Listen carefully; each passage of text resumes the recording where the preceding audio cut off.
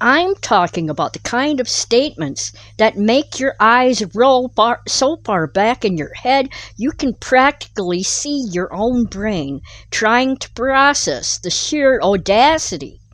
Statements like, and I quote, because I've heard this verbatim, quote, the majority of the people believe this, therefore the majority can't be wrong, end quote.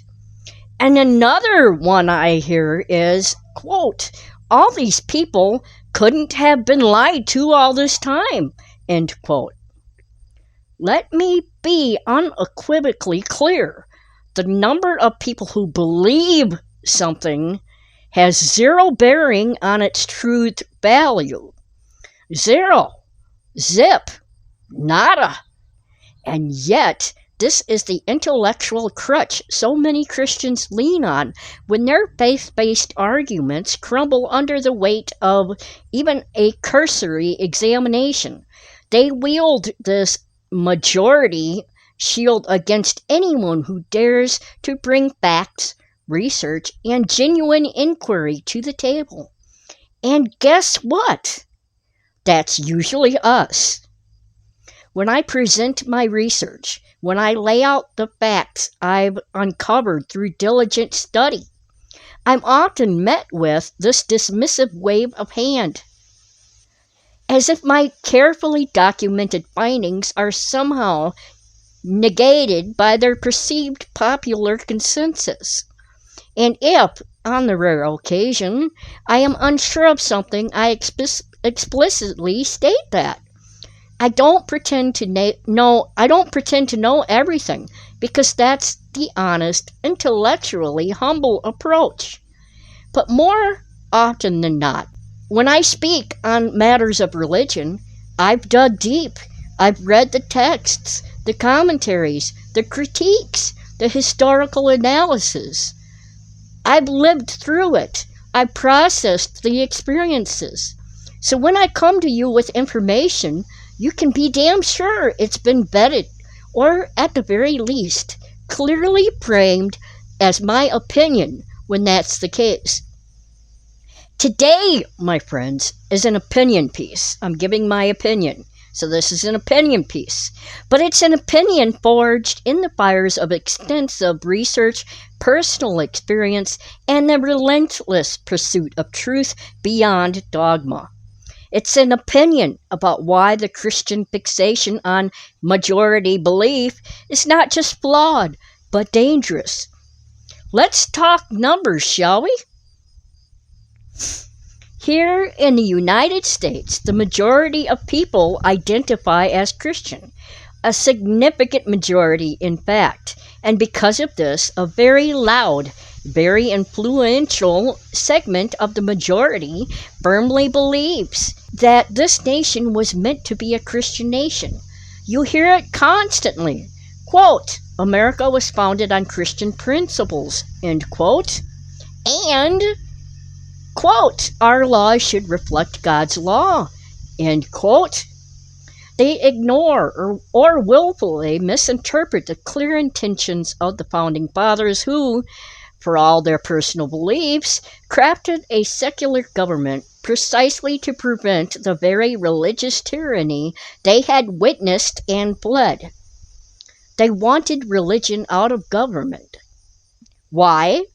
To protect not just the right to worship as one pleases, but the right to not worship at all.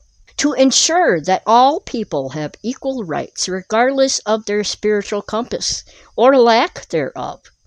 They understood that conflating church and state inevitably leads to oppression, to a system where one group's beliefs are imposed on everyone else, denying others the same freedoms they cherish for themselves. But Christians, particularly those pushing this agenda, seem to have an insatiable desire for control. They want to be in the superior position. They want their specific flavor of belief to be enshrined into law, and they are, tragically, succeeding. Slowly but surely, we see more of their dogma seeping into legislation forcing minorities, whether religious, ethnic, or gender minorities, to live under the rules dictated by a single, narrow worldview. This isn't freedom, it's authoritarianism cloaked in piety. And it's driven, in part, by this insidious belief that because they are the majority, their way is the only way, the right way, the true way. Now, zoom out from the US and look at the global picture. It's true. The majority of people around the world believe in some type of divine being. And yes, Christianity is the majority religion in many countries, not all, but many. And here's where that twisted logic comes back to haunt us. I've been told, and I quote again, quote, the majority of people in the world believe in God, end quote. And by God, they meant and mean the Christian God. And thus, the Christian goes on to say, quote, God exists. You're wrong, end quote. Let that sink in. Their argument is literally, quote, lots of people believe it, therefore it's real. And you're the ones who are mistaken, end quote. And then comes the truly baffling projection. One commentator, in an attempt to delegitimize my non-belief, actually asked, how is any one of us supposed to trust our eyes, ears, minds, science, etc., if we don't believe in what the majority believes about God? Let me be very direct here. In an attempt to delegitimize my non-belief, this person gets it catastrophically wrong. So monumentally wrong that it's almost laughable if it weren't so common. Just because a majority believes something does not make it true. The earth was once believed by the majority to be flat. The universe was once believed by the majority to revolve around the earth. Slavery was once considered by the majority to be ordained by God. Are we to abandon our senses and our science in those contexts too? Simply because the majority at one point held a different and correct belief? Absolutely not. And talk about projection. That statement, how can we trust our eyes, ears, mind, science? Is the exact question they should be asking themselves. Because it's Christians and people of faith in general who are constantly told to distrust their own rational faculties in favor of ancient texts, unverifiable claims, and subjective spiritual experiences.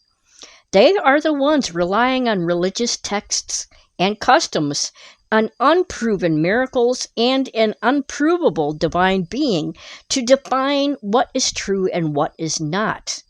They are the ones who are asked to believe in things unseen, unheard, and unverified, often in direct contradiction to what their senses and reason tell them.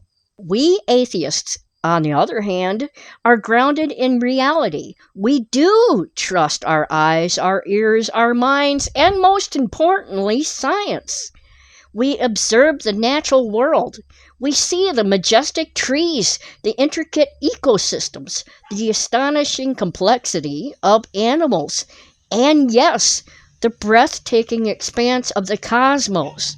We don't need a supernatural explanation to appreciate their wonder.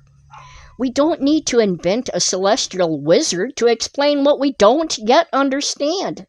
Science works by asking questions, forming hypotheses, testing them rigorously, and then developing models and theories based on observable, repeatable evidence. Science doesn't claim to have all the answers. In fact, its very strength lies in its humility, its willingness to admit, we don't know yet, and then embark on the painstaking journey to find out. Scientists are constantly researching, constantly expanding the boundaries of our knowledge about the brain, the universe, and life itself. They operate within the natural world using naturalistic explanations for natural phenomena. But here's the rub.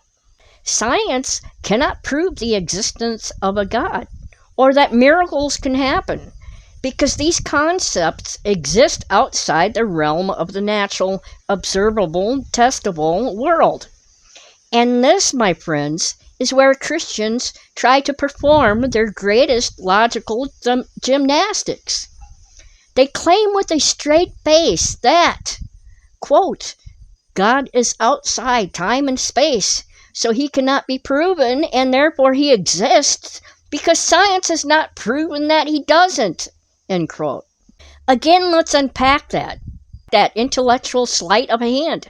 This is known as an argument from ignorance. It's the logical fallacy of asserting that a proposition is true because it has not yet been proven false. It's like saying leprechauns exist because no one has definitely proven they don't exist. It's an abdication of intellectual responsibility. The burden of proof always rests on the one making the positive claim. If you claim a divine being created the universe and intervenes in human affairs, you need to provide the evidence, not demand that science disprove your unprovable assertion. Science works with evidence. It doesn't try to disprove things that by definition are outside of its scope. And yet, in the minds of many Christians, this absurd logic holds sway. Science hasn't disproven God, and the majority believes in God, therefore he exists, and we atheists are wrong. It's a closed loop of circular reasoning, insulated from reality by a thick wall of faith. Let's contrast their approach with science. Science asks, how did this happen? And then seeks observable, testable answers. It admits, we don't know everything, so let's investigate. Christians, however, often accuse science of claiming to know everything. They say science says there is no God, therefore science is wrong. But science doesn't say there is no God.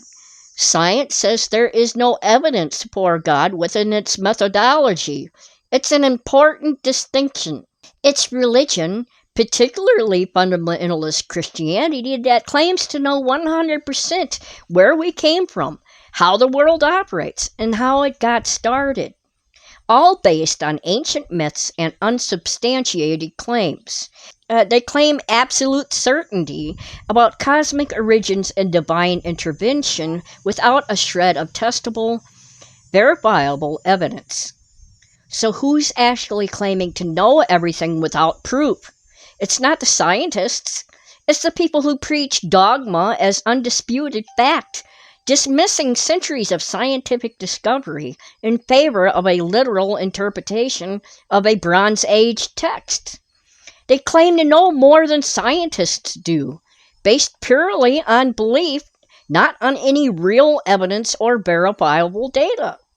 Now here's where the hypocrisy truly shines.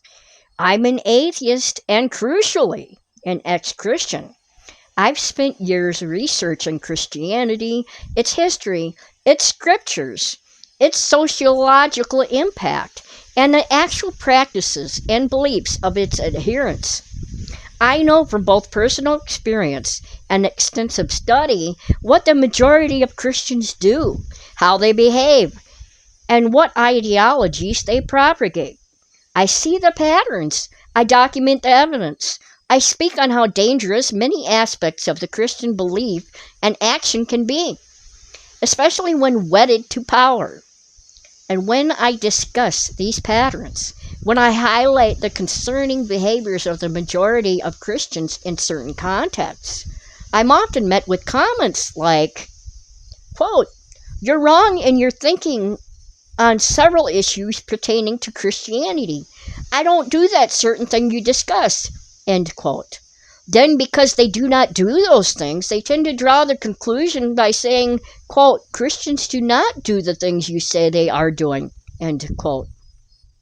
Or, you're just generalizing. Hold on a minute. Let's follow their own logic, shall we?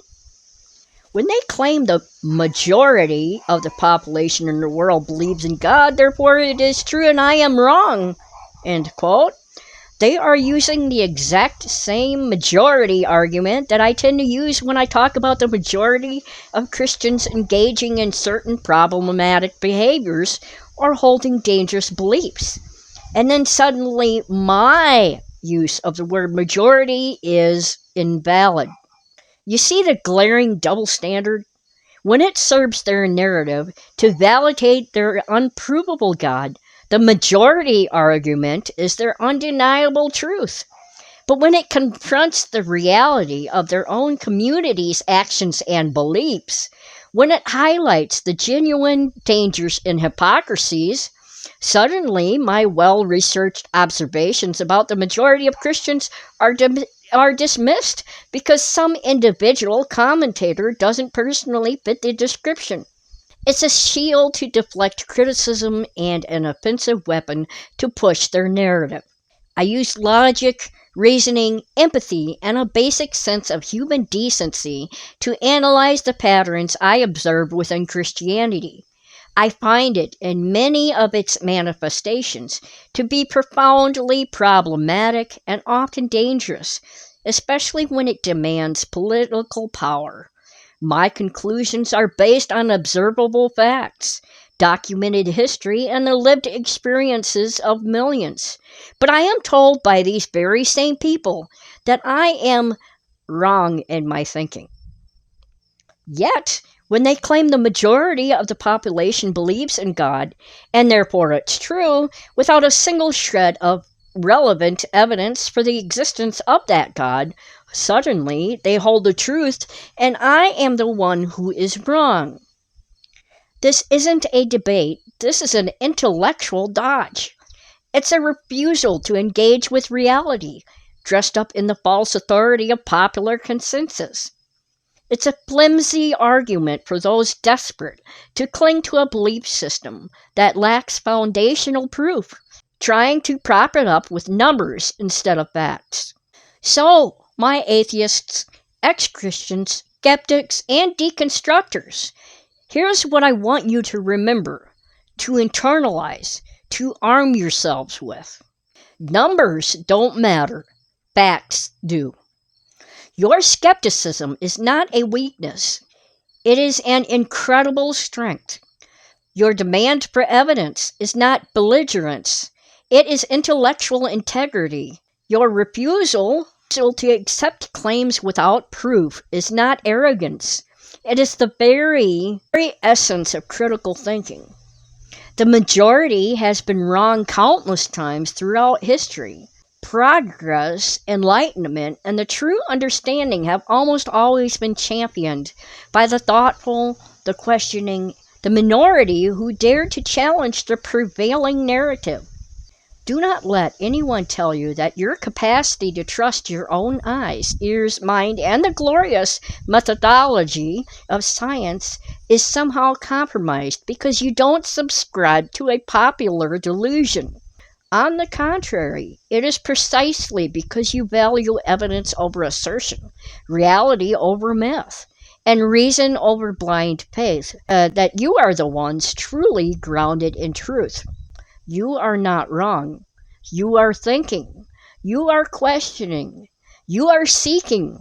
And that is a journey infinitely more noble and intellectually honest than simply falling in line with the crowd. They want you to doubt your own experiences, your own research, your own rational faculties. Don't let them. Hold firm to your evidence. Hold firm to your facts. So what are your thoughts on this majority rules fallacy? Have you encountered it? How do you respond? Share your frustrations, your insights, your own experiences in the comments below. Let's create a space where critical thinking is celebrated and where the pursuit of truth triumphs over the tyranny of numbers. And to those who will inevitably arrive in the comment section armed with their circular logic and accusations, just know this: we're ready. We're armed with facts, evidence, and the unwavering conviction that truth stands on its own, no matter how many people refuse to see it. Like this video if you agree. Share it with anyone who needs to hear this message, and please subscribe to the channel so we can continue to build this community of critical thinkers. Keep questioning, keep seeking, and keep trusting your own damn minds. I hope you enjoyed today's podcast. Look forward to next time we talk. Thanks for watching, and bye.